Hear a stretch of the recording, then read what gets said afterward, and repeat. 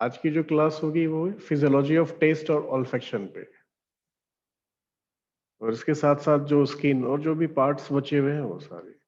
तो जब हम ऑल्फैक्शन की बात करते हैं या टेस्ट की बात करते हैं, तो बेसिकली कुछ भी, कोई भी फीड एडिटिव्स जब कोई एनिमल लेता है, ठीक है, या कोई ह्यूमन बीइंग लेता है, तो जो उसका और फूड का जो ऑर्डर होता है that will dissolve in the mucus layer, और वो ऑल्फैक्टरी म्यूकोसा या एपिथेलियम में मिक्स हो जाता है। ठीक है, और मिक्स होने के बाद हर एक ऑर्डर का अपना एक रिसेप्टर्स है जो कि उसके साथ मिलकर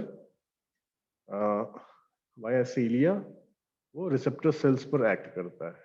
ठीक है, और उसके बाद जो ओडोरेंट बाइंडिंग प्रोटीन्स जो उस मॉलिक्यूल पे काम करता है और उसको बाइंड करता है। ठीक है, जिसके कारण क्या होता है कि स्पेसिफिक ऑल्फैक्टरी न्यूरॉन्स के थ्रू सीएनएस पर मैसेज रिसीव कराता है, और वहां से वो बताता है कि ये जो ऑर्डर है ये किस तरह का है, अच्छा स्मेल है या बुरा स्मेल है, गुड स्मेल या बैड स्मेल। उसके हिसाब से जो एनिमल्स होते हैं वो अपना फीड का डिस्क्रिमिनेशन करते हैं। मतलब अगर अच्छा टेस्ट आया तो ऑब्वियसली वो खाते हैं, बुरा आया तो फिर कम खाते हैं या फिर उसको फीड ऑफ कर देते हैं ना, ऑफ फीड में चले जाते हैं, छोड़ देते हैं। तो बेसिकली ये जो ऑल्फैक्टरी न्यूरॉन्स पे एक बार जब जाता है तो that will make it convenient towards the central nervous system. तो बेसिकली इसमें होता क्या है, ट्रांसडक्शन होता है रिसेप्टर पोटेंशियल का, और that will acts on the G coupled protein cyclic AMP production. ठीक है, और इसके साथ साथ आइनोसिटोल ट्राइफॉस्फेट सिस्टम के थ्रू ये एक्शन में आता है। तो that will again leads to identify the specific odorant, है ना, ये odor, you can say odor. So encoding may be interrupted as a result of the ratio of receptor cell activation of the various types, and that will result in a unique ratio for each small discrimination. मतलब हर एक जो भी order animal feed में जो feel कर रहा है, ठीक है, उसको वो उस स्पेसिफिक ऑर्डोरेंट बाइंडिंग प्रोटीन के साथ मिलाकर क्या बोल रहे हैं? ऑल्फैक्टरी न्यूरॉन्स के थ्रू आगे भेज रहा है, और फर्दर सीएनएस पर सिग्नल उसको मतलब भेज रहा है। ठीक है, वहां पर वो रिसीव हो रहा है, एंड इन दैट कंसर्न वो फिर वहां से मिलकर ये बता रहा है कि ये ऑर्डर अच्छी है या बुरी है। तो एक तो हो गया उस पे कि एनिमल की फीड चॉइस, ठीक है, ऑर्डर पे। दूसरा है नॉर्मली ऐसे भी देखते होगे कि जैसे आप कहीं खाने की मेज पे बैठे, है ना, और आपको किसी टाइप का फीड मिला, कोई भी खाना मिला, तो आप कभी बड़े चाव से खाते हो, कभी नॉर्मली होता है कि नहीं आज ठीक है बस इतने ही खाना है, ज्यादा नहीं। तो ये डिपेंड करता है आपके सबसे बेसिकली उसके खाने के महक पर, क्योंकि ये क्या करता है, जो ऑर्डर रिसेप्टिंग बाइंडिंग है, ये तुम्हारे म्यूकस मेम्ब्रेन को एक तरह से सेंसिटाइज करता है। मतलब म्यूकस की जो है सिक्रेशन को बढ़ाता है या कम करता है, और ये टोटली डिपेंड करता है जब न्यूरोनल एस्पेक्ट, मतलब जो इनर्वेशंस जो सीएनएस पे गई और वहां से जो मोटर न्यूरॉन के थ्रू फिर आई, तो उससे ये पता चलता है कि ये महक कैसा है, खाने लायक है या मतलब स्वादिष्ट है, अच्छा है, नहीं है, इसके आधार पर वो बेस करता है। ठीक है, तो अब ये इस पे ये भी है कि फीड जो है ये तो हो गया ऑर्डर से। ऑर्डर के बाद तुम्हारा दूसरी चीज होती है टेस्ट। ठीक है, तो जो सेंस ऑफ टेस्ट होता है वो मैमल्स का बेसिकली बोलते हैं that are consisting of 4 primary sensation, मतलब basically salt, sour, sweet and bitter. तो ये जो टोटली डिपेंड करती है that is on the sensory nerves. जिसमें कि फेशियल, ग्लोसोफेरेंजियल और वैगस नर्व्स इन्वॉल्व होते हैं। तो एक तो तुम्हारी ऑडोरेंट बाइंडिंग हो गई, दूसरी उसके हिसाब से जो म्यूकस की सिक्रेशन होनी थी, ठीक है, वो एक तो उस पे होगी, मतलब उसकी सिक्रेशन शुरू होगी।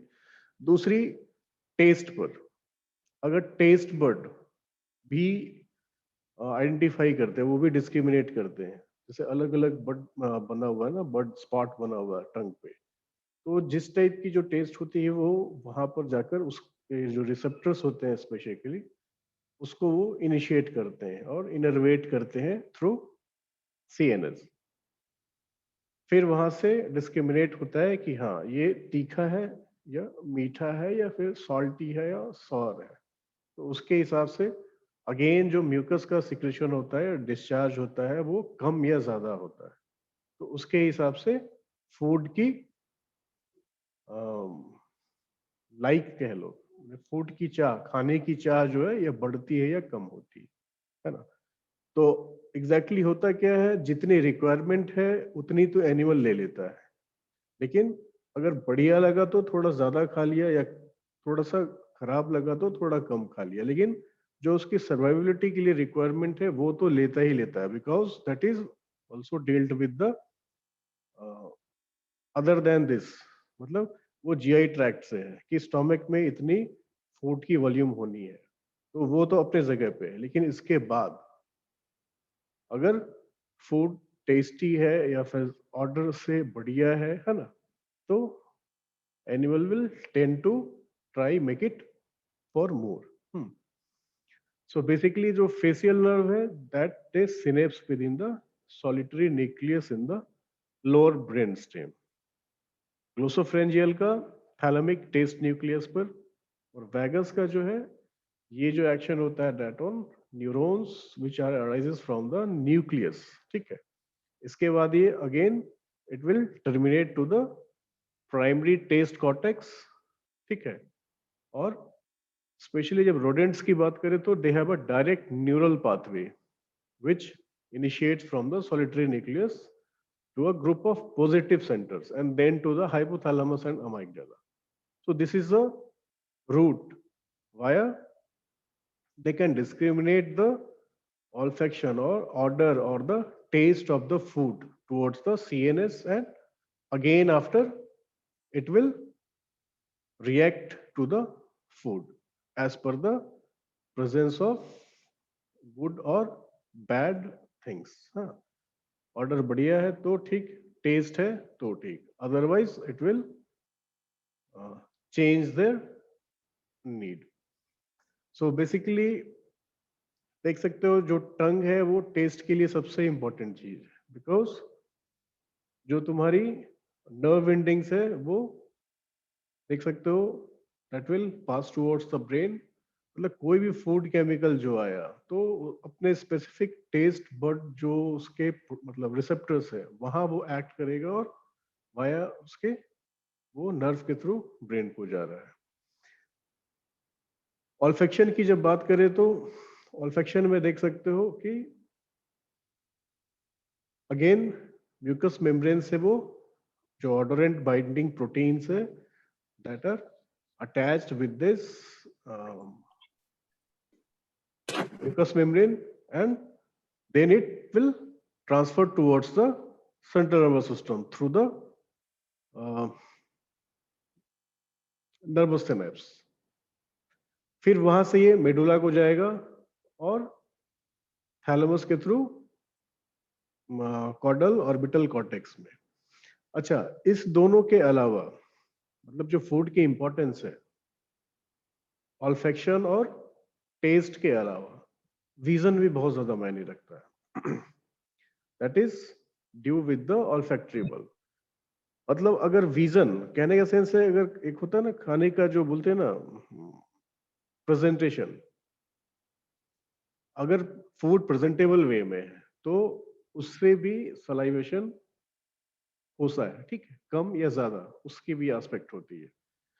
तो इसलिए देखते हो कि जो एनिमल्स होते हैं बेसिकली उनको क्या मतलब जो डोमेस्टिक एनिमल्स हैं उनको हम फूड देते हैं तो कोशिश करते हैं कि पानी के साथ कुछ कंसंट्रेट, मतलब कुछ उसको थोड़ा हरा लाल पीला मिला के, है ना, ठीक है।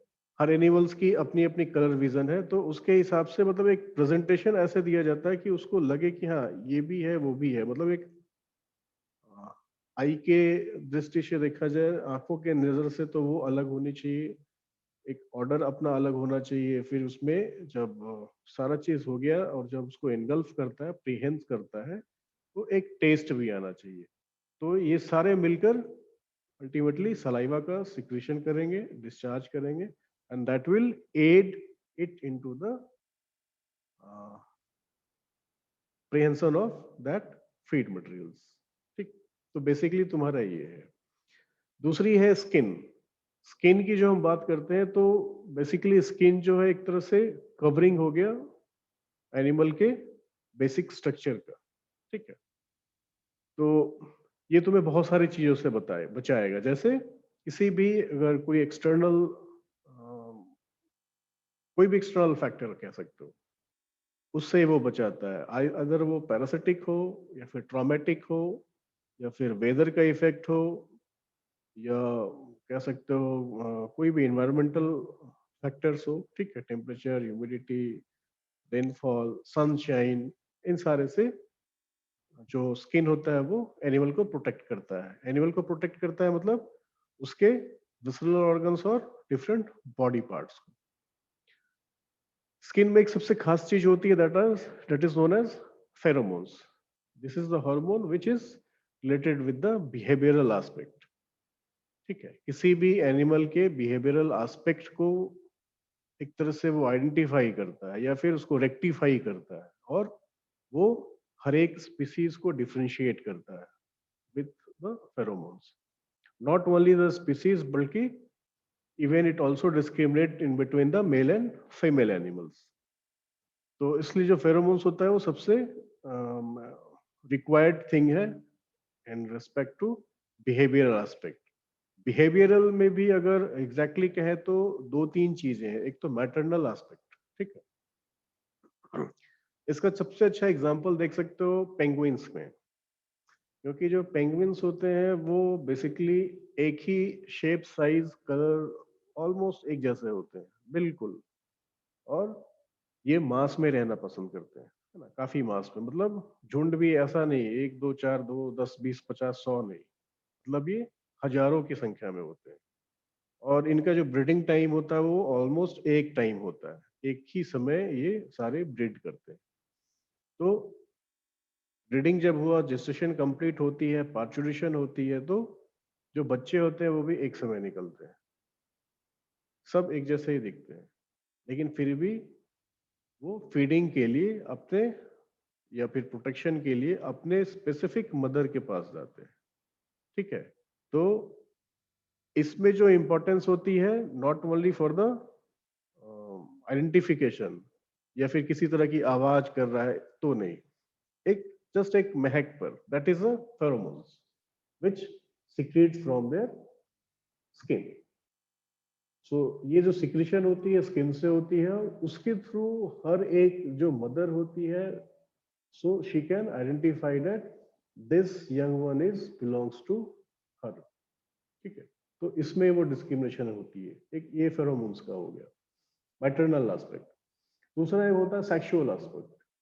सेक्सुअल एस्पेक्ट मतलब कि एनिमल्स में क्या है, जब भी कोई फीमेल अगर स्ट्रेस पीरियड में है, तो जो उसके फेरोमोन्स होते हैं वो बहुत ज्यादा उसमें तेज हो जाते हैं, तो वो एक तरह से मेल को मतलब इनवाइट करती है, ठीक है।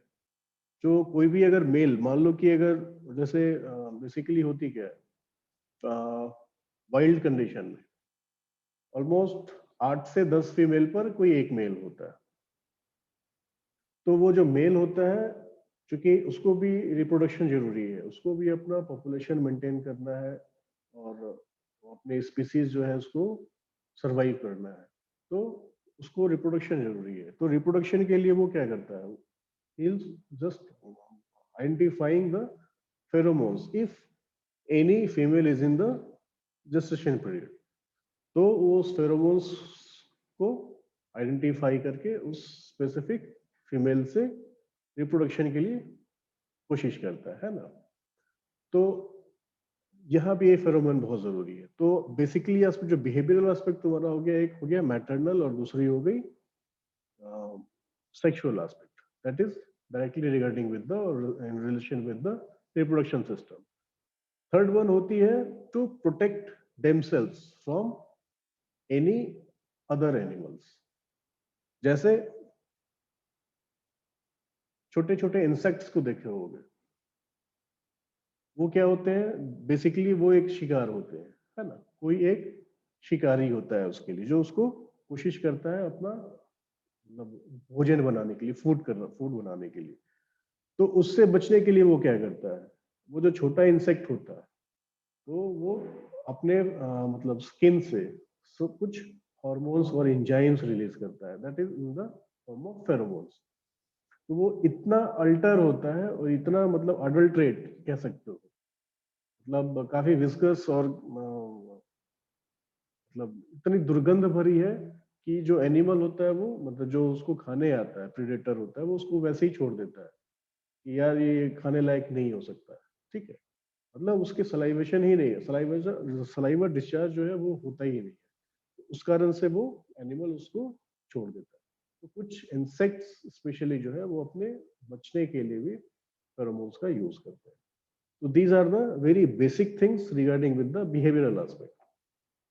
अब नॉर्मल जब स्किन की हम बात करते हैं तो skins are having various glands, जो कि एनिमल को क्या करता है, maintain to it helps in to maintain the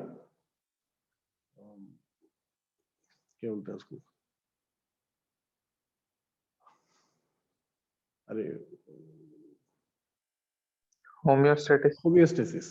homeostasis maintain करने के लिए वो रिक्वायर्ड होती है, ठीक है। तो उसमें जैसे एक स्वेट ग्लैंड है तुम्हारी, that is these sweat glands, they are situated at the different body surfaces, ठीक है। और ये सिक्रेट करती है स्वेट। तो ये स्वेट जो होती है that are having high pH, कह सकते हो अल्कलाइन इन नेचर होती है, ठीक है। ये डिपेंड करता है कि किस तरह का मौसम है, ठीक है, टेम्परेचर क्या है, ह्यूमिडिटी कितनी है, उसके हिसाब से ये स्वेट की सिक्रेशन होती है। तो ये जो होता है ये एक जस्ट अपना एक होमियोस्टेसिस मेंटेन करता है इन द फॉर्म, अगर बाहर बहुत ज्यादा गर्मी है तो शरीर को अडॉप्ट करने के लिए या फिर सरवाइव करने के लिए उस एक्सटर्नल वेदर से अपने आप को एक्लेमेटाइज करनी होती है, ठीक है, या अडॉप्ट करनी होती है। एक्लेमेटाइज से ज्यादा अच्छा वर्ड होगा अडॉप्ट करना। तो वो क्या करेगा, अपने शरीर को उसी हिसाब से थोड़ा सा गर्म करेगा, ठीक है, मेटाबॉलिक एक्टिविटी जो है वो कम कर लेगा, ठीक है, इस तरह से वो मेंटेन करता है। तो वो क्या करेगा, स्वेट छोड़ेगा, ठीक है, अपने शरीर से स्वेटिंग कराएगा, so that to maintain the external environment और वेदर कंडीशन। अब इसमें देख सकते हो कि दो तरह की कंडीशन होती है समर की स्पेसिफिकली। एक होती है हॉट ड्राई कंडीशन और दूसरी होती है हॉट ह्यूमिड कंडीशन, ठीक है। हॉट ड्राई कहने का मतलब है टेम्परेचर तुम्हारा वही रहेगा, लेकिन उस स्पेसिफिक टेम्परेचर पे, मान लो कि अगर 40 डिग्री सेल्सियस की बात करते हैं, 40 छोड़ दो, 35 डिग्री की बात करते हैं, जो हम लोग कहते हैं नॉर्मल ह्यूमन के लिए 37 डिग्री होती है, हम 35 डिग्री की बात करते हैं। तो 35 डिग्री सेल्सियस पर अगर ह्यूमिडिटी उसको हम थोड़ा ऊपर या नीचे कर दें, मतलब मान लो कि 99% पे कर दें या फिर उसको 60% पे कर दें, तो क्या दोनों फैक्टर सेम रहेगा?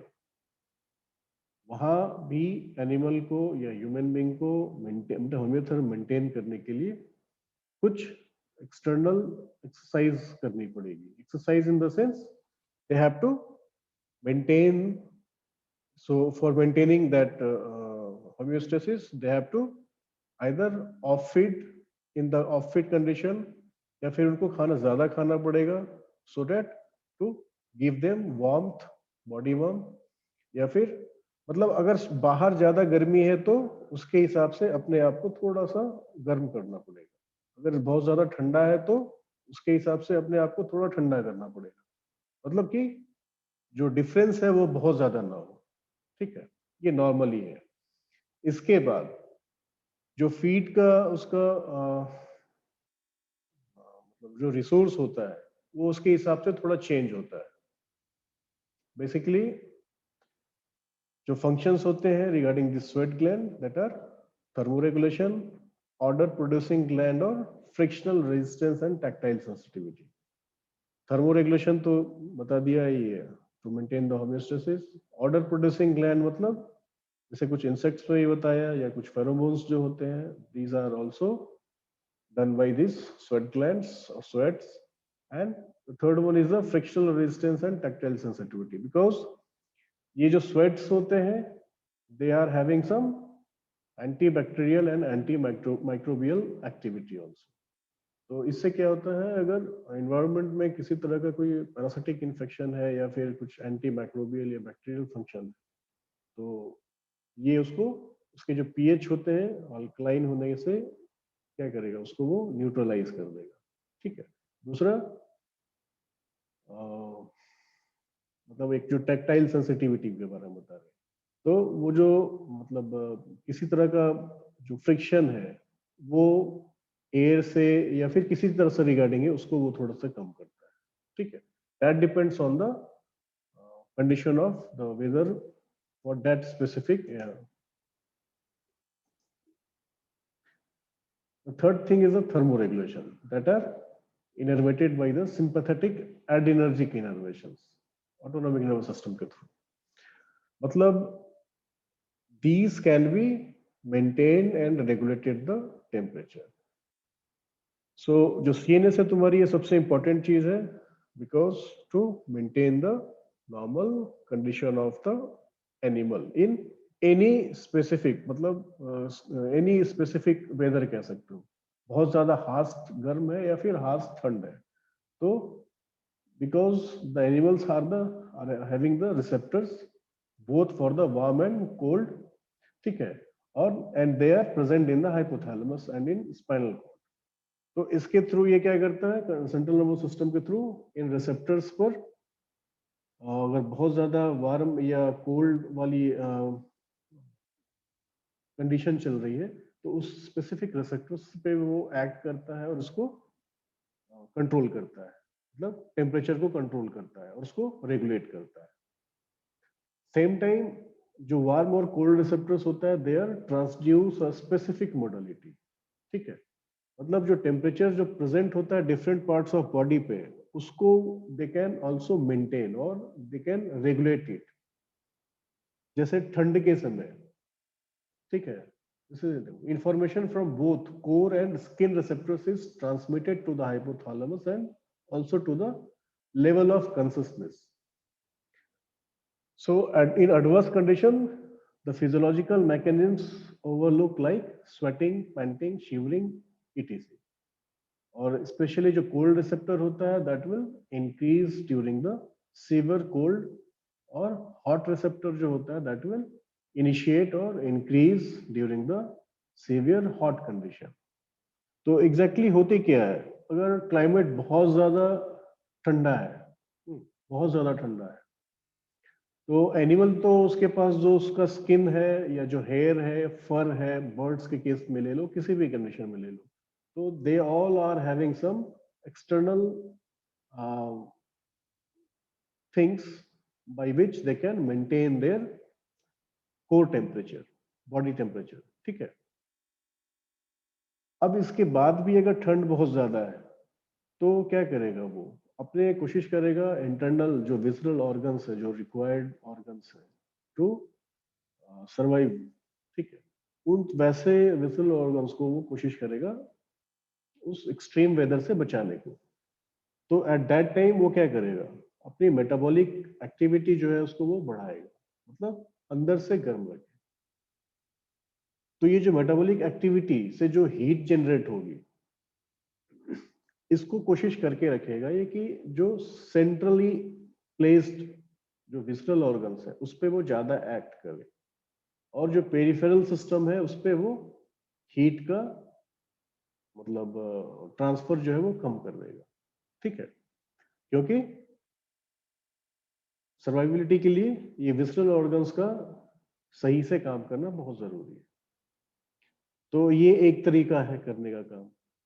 दूसरा, जैसे बहुत ज्यादा गर्मी होगी तो क्या हो रहा है, बाहर से ऑलरेडी बहुत ज्यादा गर्म हो रहा है, शरीर कितना भी कोशिश करेगा फिर भी वो उस गर्मी को एब्जॉर्ब करेगा ही करेगा, ठीक है। तो उस समय अगर एनिमल वैसे ही खाना खाते रहा, रेगुलरली खाते रहा, तो क्या होगा, मेटाबॉलिक एक्टिविटी फिर से बढ़ेगी। तो उस समय क्या करेगा वो एनिमल, कोशिश करेगा ऑफ फीड करने को या फिर कम खाने को, या फिर ऐसा चीज खाए जिससे कि मेटाबॉलिक एक्टिविटी ज्यादा ना बढ़े, लेकिन उसकी जो फीड की रिक्वायरमेंट है या जो एनर्जी की रिक्वायरमेंट है दैट मे बी फुलफिल्ड, ठीक है।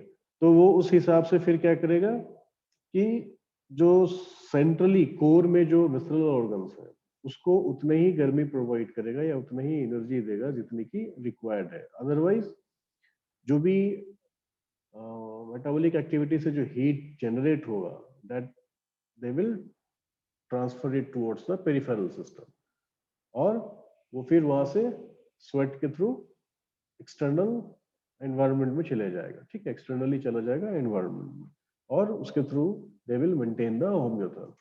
So this is the very basic things which is required to survive an animal in extreme weather condition. Either it will be hot condition or it will be the cold condition. Birds के case में थोड़ा सा change होता है because birds are having very thin layer of skin but they are having feathers. अब ये feathers जो होते हैं ये भी दो तरह के होते हैं, एक होते हैं अप रेगुलेटेड, एक डाउन रेगुलेटेड। कहने का मतलब एक बाहर की ओर होते हैं और एक फेदर्स जो होते हैं शरीर के अंदर की ओर होते हैं। तो वो डिपेंड करता है कि किस तरह के मौसम में वो बर्ड सरवाइव कर रहा है या फिर बेसिकली रियर करता है। जिस कंडीशन के लिए जो बर्ड्स है उसके हिसाब से वो उसको चेंज करता है।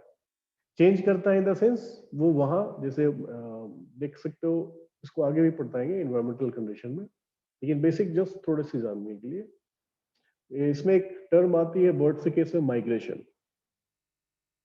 जैसे कुछ बर्ड्स किसी एक स्प्रिंग मतलब नॉर्मल सीजन में कहीं रह रहे हैं और अचानक से मान लो कि उस जगह का टेम्परेचर बहुत ज्यादा कम हो गया, ठीक है, मतलब ठंड बढ़ गई, तो दैट वो क्या करेगा, वो those birds they are migrate towards some other place where the season is normal or the spring season is likely to become, तो वो वहां माइग्रेट करते हैं, इस तरह से वो अपने आप को बचाते हैं।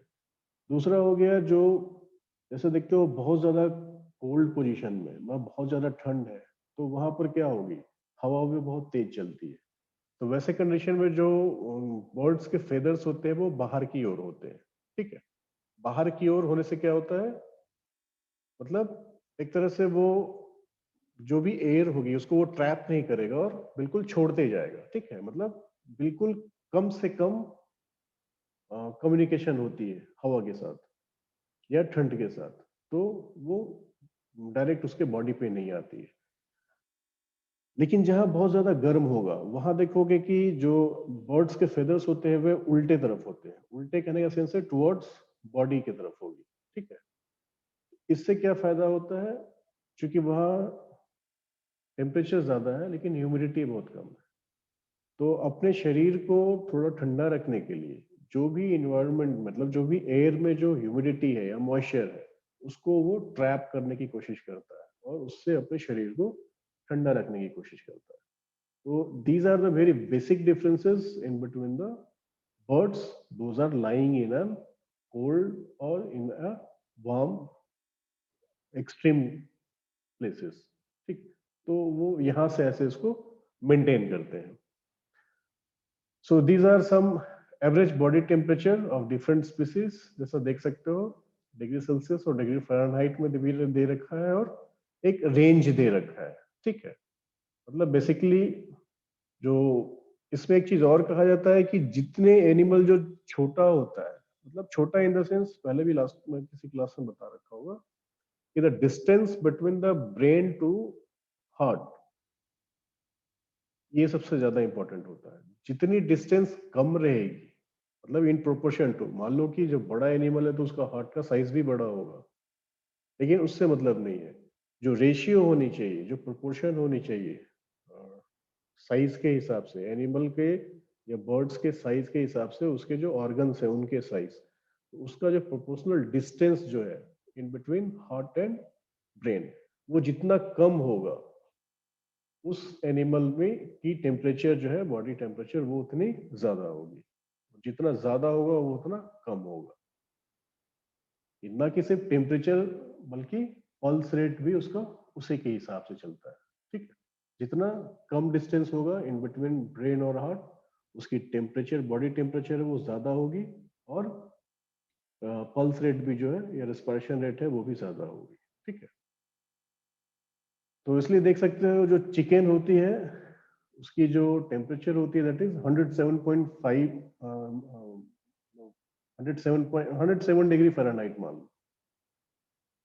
हम लोगों की कंडीशन क्या है, 98.5, 98 नॉर्मली यही है, 99 हो गई तो ज्यादा हो गई। ठीक है, लेकिन आप इसी से समझ सकते हो कि 107 पे मुर्गी बड़े आराम से रहती है, उसकी वो नॉर्मल है, एवरेज है। लेकिन हम लोगों की अगर 107 होगी तो क्या होगा, 107 तो होगा ही नहीं, उससे पहले साफ होगा। तो this is because of the maintenance of homeostasis. तो हर एक एनिमल का अलग अलग है। तो बिल्कुल जो डॉग का है ऑलमोस्ट 102, इसलिए कहते हैं 101 और 102। इसमें जो याद रखने वाली चीजें हैं तुम्हारी, जो बेसिकली एग्जाम्स में पूछे जाते हैं, that is the dog, that is 102, कह सकते हो इसकी कैटल्स की, दैट इज ऑलमोस्ट 101, 101.5, यही बीच में रहती है, 101 और 101.5 में। दूसरा है कि जो भी एनिमल्स है उसकी जितनी भी टेम्परेचर है उससे 0.5 डिग्री और बढ़ा लेना, वो होता है उसके काप्स का। ये एक नॉर्मल कंडीशन है। ठीक है, तो अगर आपको मान लो कि स्टैलियन का जैसे पता है 99.7 या 100 डेज को कंज्यूम करना, तो एज्यूम करते हो 100, तो ऐसा मान लो कि इसके जो बच्चे होंगे उसका 100.5, that will be the normal body temperature. ठीक है, तो इतनी डिग्री फ़ारेनहाइट नहीं है नॉर्मल। तो इसी हिसाब से ये सारी चलती है। देख सकते हो चिकन से थोड़ा सा बड़ा होता है रैबिट, तो उसकी 103, 103 है ना। कैट में 101, फिर डॉग 102, बस ऐसे ही ये फिर रेशियो चलते रहती है। तो ये बॉडी टेम्परेचर वाली जो डाटा है, यू शुड हैव बढ़िया से इसको याद रख सकते हो, है ना।